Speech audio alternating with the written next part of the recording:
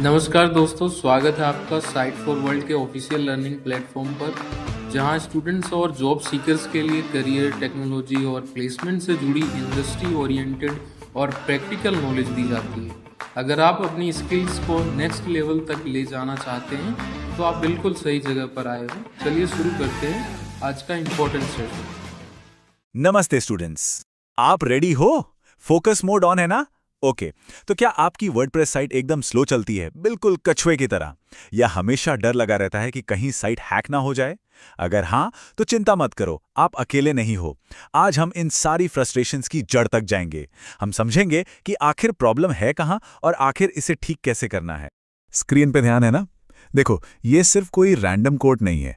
ये एक online furniture store के मालिक का रियल वर्ल्ड एक्सपीरियंस है।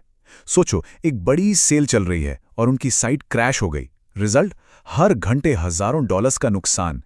ये दिखाता है कि एक स्लो या इनसिक्योर वेबसाइट सिर्फ एक टेक्निकल प्रॉब्लम नहीं है भाई, ये एक बिजनेस डिजास्टर बन सकती है। इसे सीरियसली लेना पड़ेगा। तो अपनी वेबसाइट का इलाज करने के लिए हमें इन 5 स्टेप्स को समझना होगा। ये हमारा रोड मैप है। सबसे पहले हम आखिर पता लगाएंगे वेबसाइट धीमी और अनसेफ क्यों है। फिर हम कोड में छुपे हुए खुले दरवाजों को देखेंगे और डेटाबेस की गड़बड़ी को समझेंगे। उसके बाद हम कैशिंग के जादू से इसे ठीक करेंगे और आखिर में मैं आपको एक पूरा हेल्थ चेक प्लान दूंगा। चलें, लेट्स स्टार्ट। ओके, आगे बढ़ते हैं।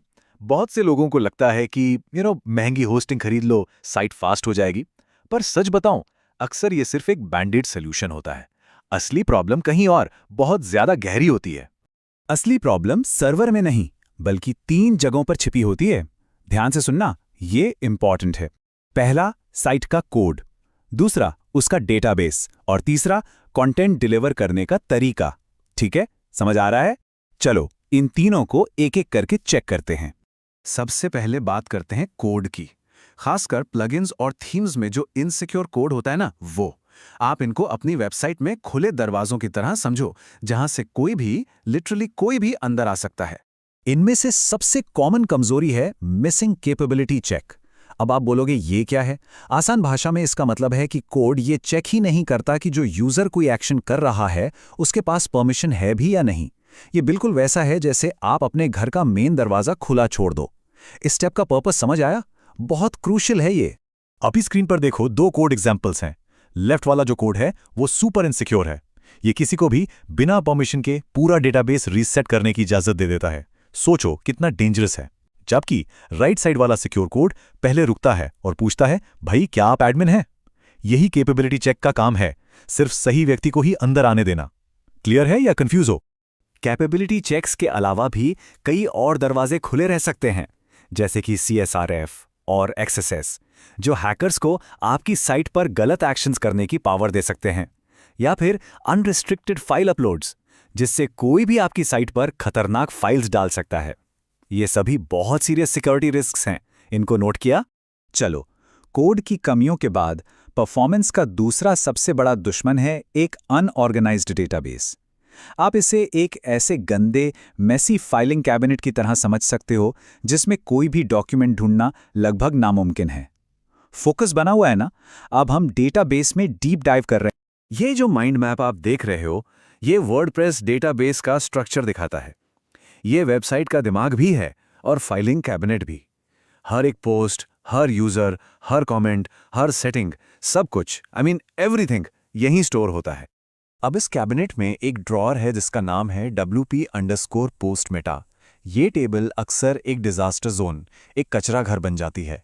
प्रोडक्ट की कीमत से लेकर SEO सेटिंग्स तक सब कुछ एक ही लंबी सी लिस्ट में भर दिया जाता है। सोचो जरा। तो क्रूशियल पॉइंट ये है कि बिना प्रॉपर इंडेक्सिंग के वर्डप्रेस को हर छोटी बड़ी रिक्वेस्ट के लिए इस पूरी लिस्ट को शुरू से आखिर तक पढ़ना पड़ता है। अभी क्या सीखा बताओ? इसका रियल लाइफ यूज क्या है? इमेजिन करो एक ऐसी फोन बुक में नंबर ढूंढना जिसमें A, B, C, D alphabetical index ही ना हो। कितना टाइम लगेगा? बस वही हाल डेटाबेस का होता है। एक और बड़ी प्रॉब्लम है स्टोरेज इंजन। ध्यान से सुनना, ये इंपॉर्टेंट है। पुराना MySM इंजन हर छोटे बड़े चेंज के लिए पूरी टेबल यानी पूरे फाइलिंग कैबिनेट को लॉक कर देता था। मतलब एक बार में सिर्फ एक यूजर। जबकि नया InnoDB इंजन सिर्फ उस रो को लॉक करता है जहां चेंज हो रहा है। मतलब एक ही टाइम में कई लोग कैबिनेट के अलग अलग ड्रॉअर्स यूज कर सकते हैं। फास्टर हुआ ना? ठीक है, आगे बढ़े। प्रॉब्लम्स तो हमने समझ ली, अब सॉल्यूशंस की बात करते हैं। रेडी हो नेक्स्ट स्टेप के लिए? और इसका एक बहुत बड़ा हिस्सा है कैशिंग। आप इसे स्पीड बढ़ाने के लिए फोटोकॉपीज बनाने का तरीका समझ सकते हो। कैशिंग का प्रोसेस बहुत सिंपल है। जब पहला विजिटर आता है तो सर्वर मेहनत करके डेटाबेस से डेटा निकालकर पेज बनाता है, ठीक? फिर सर्वर उस बने बनाए पेज की एक स्टैटिक HTML कॉपी, एक फोटोकॉपी सेव कर लेता है। अब जब कोई दूसरा विजिटर आता है, सर्वर उसे वो फोटोकॉपी तुरंत दे देता है। कोई मेहनत नहीं, कोई वेटिंग नहीं, इंस्टेंट स्पीड। कैशिंग दो टाइप्स की होती हैं। ब्राउज़र कैश, जो इमेजेस और स्क्रिप्ट्स जैसी फाइल्स को विजिटर के कंप्यूटर पर स्टोर करती है, और सर्वर कैश, जो पूरे बने हुए पेजेस की कॉपीज को वेब सर्वर पर ही स्टोर करती है। ये दोनों मिलकर साइट को रॉकेट फास्ट बनाती हैं। और कैशिंग को और भी पावरफुल बनाता है आपका वेब सर्वर। Nginx जैसे मॉडर्न वेब सर्वर्स को खास तौर पर हाई ट्रैफिक संभालने और कैशिंग को एफिशिएंटली मैनेज करने के लिए बनाया गया है। और ये अपाचे जैसे पुराने सर्वर्स से अक्सर कहीं बेहतर परफॉर्म करते हैं। रिजल्ट चाहिए या टाइम पास, तो सही टेक्नोलॉजी यूज करनी पड़ेगी। तो हमने प्रॉब्लम्स और उनके सॉल्यूशंस को समझा। अब इस पूरी जानकारी को एक एक्शनेबल हेल्थ चेक प्लान में बदलते हैं, मतलब लक्षणों से इलाज की तरफ। आप एक्टिव हो ना? ये फाइनल पार्ट है। तो ये है आपका 3 स्टेप एक्शन प्लान। अभी आप क्या करोगे? पहला, अपने कोड को सिक्योर करो, मेक श्योर कि आपके प्लगइन्स कैपेबिलिटी चेक्स का इस्तेमाल करते हैं। दूसरा, अपने डेटाबेस को ऑप्टिमाइज करो, InnoDB इंजन पर स्विच करो और WP_PostMeta टेबल पर प्रॉपर इंडेक्सेस लगाओ। और तीसरा, कैशिंग को इंप्लीमेंट करो। एक अच्छा कैशिंग सोल्यूशन यूज करो ताकि आपके पेजेस की फोटोकॉपीज तेजी से सर्व की जा सकें। प्रैक्टिस करोगे ना? सिर्फ देखने से नहीं होगा। तो आखिर में हर साइट ओनर को खुद से ये सवाल पूछना चाहिए, क्या आप सिर्फ लक्षणों का इलाज कर रहे हो, जैसे महंगी होस्टिंग खरीदना, या फिर आप असली बीमारी यानी कोड, डेटाबेस और कैशिंग की प्रॉब्लम्स को जड़ से ठीक कर रहे हो? इसका जवाब ही आपकी वेबसाइट की स्पीड और सिक्योरिटी का फ्यूचर तय करेगा। अगर डाउट है तो कमेंट सेक्शन में बताना। नेक्स्ट सेशन में मिलते हैं। तो हमारे चैनल को सब्सक्राइब कीजिए और वीडियो को अपने दोस्तों के साथ शेयर जरूर कीजिए। कमेंट सेक्शन में अपना डाउट या नेक्स्ट टॉपिक लिखना मत भूलिएगा।